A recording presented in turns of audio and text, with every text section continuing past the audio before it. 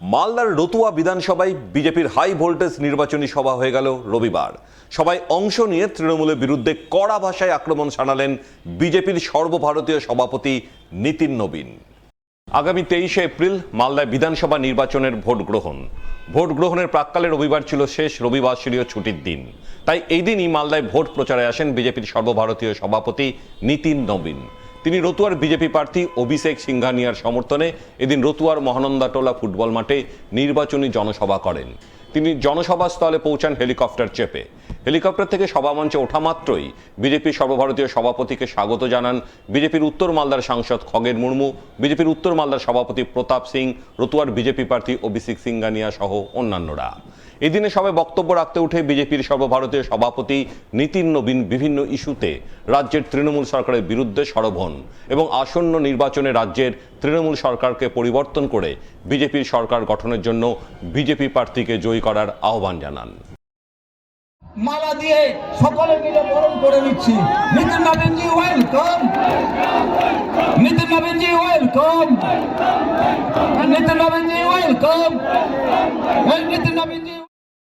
ये जो इलाके हैं जो बहुत ही उपजाऊ धरती है, मेहनत किसानों के लिए जानी जाती है, और इस इलाके में जो सांप्रदायिक तनाव हिंसा करने वाले लोग, उनको भी मैं स्पष्ट कहता हूं, चुनाव का समय जरूर है, पर आप याद रखिएगा पूरी क्षेत्र में पूरी तरह से प्रशासन को चेता दिया गया है कि अगर हमारे लोगों को परेशान करने का काम करेगा, हमारे लोगों को तंग करने का काम करेगा, तो 4 मई के बाद एक एक लोगों से हिसाब लिया जाएगा, किसी को नहीं बख्शेंगे।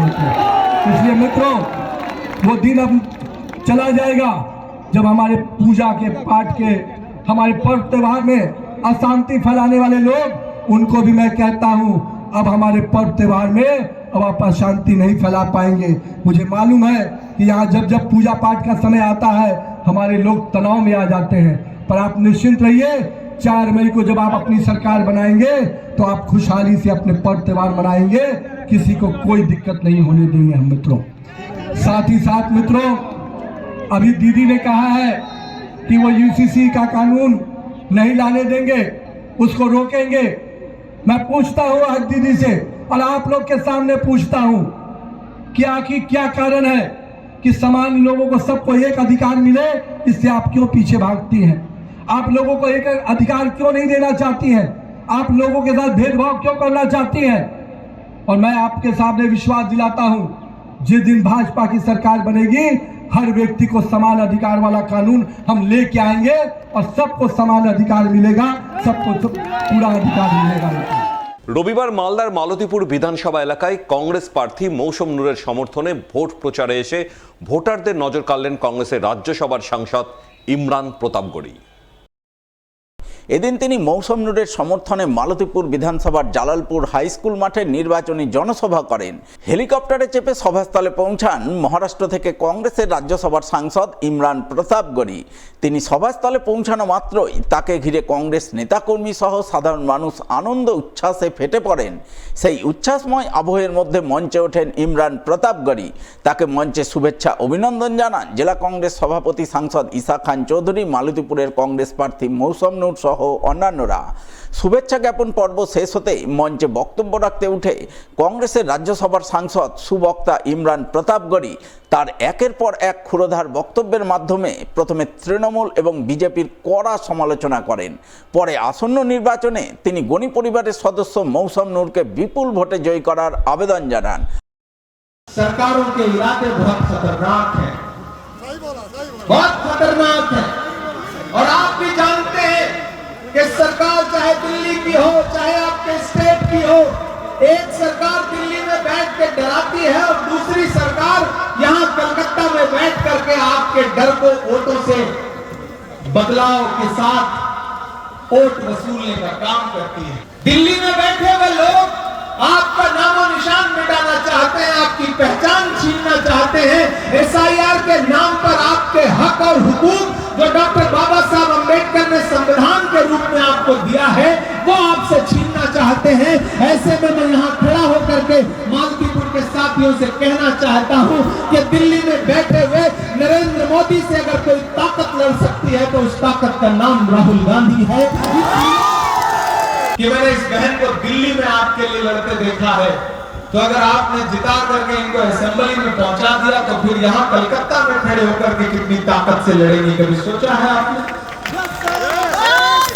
एक तरफ करप्शन करने वाला एमएलए है, आप उससे ऊब चुके हैं, आपका कोई भी काम बिना 30% के नहीं हुआ। ऐसे में मेरे भाई ये बदलाव का वक्त है।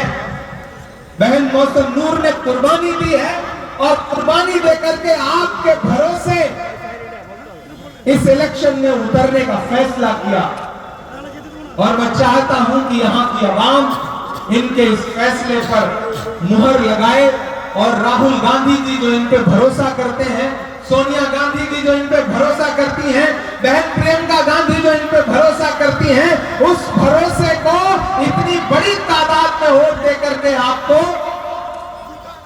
मोहर लगा करके, बटन दबा करके, जिता करके असेंबली पहुंचाना है कि वो भरोसा टूटने ना पाए। कोई एक आदमी कहीं नौकरी कर रहा है तो उसमें मरहूम का कहीं ना कहीं योगदान है, उनकी मेहरबानियां हैं, उनके एहसानात हैं।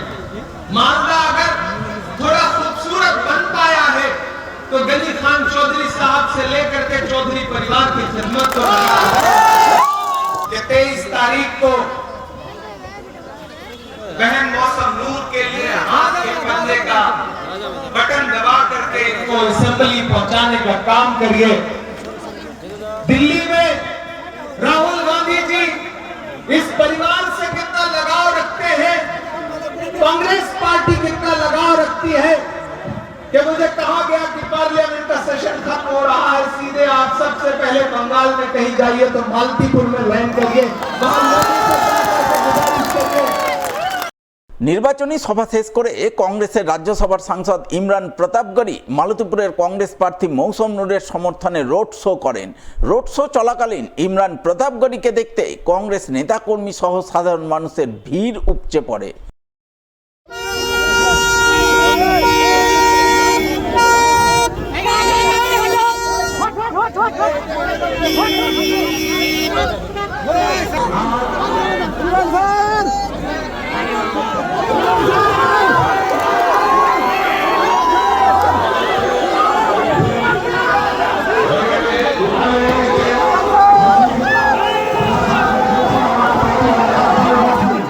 মালদার মানিকচক বিধানসভার বামফ্রন্ট মনোনীত সিপিআইএম প্রার্থী দেবজ্যোতি সিনহার সমর্থনে নির্বাচনী সভা করলেন সিপিআইএম রাজ্য সম্পাদক মোহাম্মদ সেলিম। শনিবার সন্ধ্যায় তিনি দলীয় প্রার্থীর সমর্থনে সভা করেন মানিকচক বিধানসভার অন্তর্গত ইংরেজবাজার ব্লকের মিল্কি স্ট্যান্ড এলাকায়। সভায় মোহাম্মদ সেলিম ছাড়াও উপস্থিত ছিলেন সিপিআইএম জেলা সম্পাদক কৌশিক মিশ্র, মানিকচকের সিপিআইএম প্রার্থী দেবজ্যোতি সিনহা সহ আরও অনেকেই। সভায় বক্তব্য রাখতে গিয়ে সিপিআইএম রাজ্য সম্পাদক মোহাম্মদ সেলিম বিভিন্ন ইস্যুতে তৃণমূল বিজেপির কড়া সমালোচনা করেন। সেই সঙ্গে বামফ্রন্টের দলীয় ইস্তেহারের নানান উন্নয়ন ও কর্মসংস্থানমুখী প্রতিশ্রুতি তুলে ধরে মানিকচকবাসীর কাছে মানুষের লড়াকু নেতা হিসেবে পরিচিত দেবজ্যোতি সিনহাকে আসন্ন নির্বাচনে বিপুল ভোটে জয়ী করার আবেদন জানান তিনি। যত স্কিম ওয়ার্কার আছে, সিভিক ভলেন্টিয়ার থেকে আরম্ভ করে আশা, আইসিডিএস, এই সব mid day meal worker, VRP, যারা পার্ট টাইম টিচার, যাদেরকে কম টাকায় কাজ করিয়ে নেওয়া হয়, আমরা বলেছি কোনো ঠিকে থাকবে না, সবার কাজ আমরা পার্মানেন্ট করব। আমরা পশ্চিমবঙ্গে যখন বামফ্রন্ট সরকার এসেছিল আমরা এই কাজ করেছিলাম। আমরা বলেছি কোনো মিথ্যা মামলা থাকবে না, সব মিথ্যা মামলা আমরা তুলে নেব। 77 সালে আমরা বলেছিলাম যত বিচারাধীন বন্দী আছে সব মামলা তুলে নিয়ে সবাইকে মুক্ত করা হবে। আমরা বলিনি সিপিএম, আমরা বলিনি বামফ্রন্ট, এমন কংগ্রেসের একটা গোষ্ঠী আরেকটা গোষ্ঠীকে খুন করে যারা জেলে গিয়েছিল আমরা তাদেরও মুক্ত করেছিলাম। সুতরাং এই হাজার হাজার মামলা যা পড়ে আছে শুধু ভোটার লিস্টের বিচারাধীন নয়, যারা অন্যান্য মামলায় মিথ্যা মামলায় যাদেরকে ফাঁসানো হয়েছে সেই বিচারাধীনদেরও আমরা মুক্ত করব। সব মোকদ্দমা আমরা ফেরত নেব, এটা সরকারি সিদ্ধান্ত হবে। বিজেপি তৃণমূলে কি আছে দেখবেন, এই পার্টি থেকে ভেঙে ওই পার্টিতে নিয়ে যাচ্ছে, ওই পার্টিতে ভেঙে এই পার্টিতে নিয়ে যাচ্ছে। ফ্রেশ মাল বলে কিচ্ছু নেই। ওই যে পুরনো কাবাড়িয়ারা আসে না, পুরনো প্লাস্টিক, পুরনো বালতি, পুরনো পেতল, তামা, কাচের শিশির বোতল কিনে নিয়ে যায়, তারপরে সেটাকে নিয়ে আবার রিসাইকেল করে পাঠায়। ওই রকম বিজেপি তৃণমূলেও এর মাল নিয়ে গিয়ে ওর কারখানায় তৈরি হচ্ছে, ওর মাল নিয়ে গিয়ে এর কারখানায় তৈরি হচ্ছে। একমাত্র সিপিআইএম বলতে পারে যেখানে দাঁড়িয়ে আমরা আমাদের আন্দোলন সংগ্রাম লড়াইয়ের ময়দান থেকে আমাদের নেতা তৈরি করি। জনপ্রতিনিধি হবে জনগণের প্রতিনিধি, তৃণমূলের প্রতিনিধি, কংগ্রেস বলে রাহুল গান্ধীর প্রতিনিধি, কিন্তু এই দেবজ্যোতি সিপিএম এর প্রার্থী মোহাম্মদ সেলিমের প্রতিনিধি না, আপনাদের প্রতিনিধি। জনপ্রতিনিধি মানে হচ্ছে জনগণের প্রতিনিধি।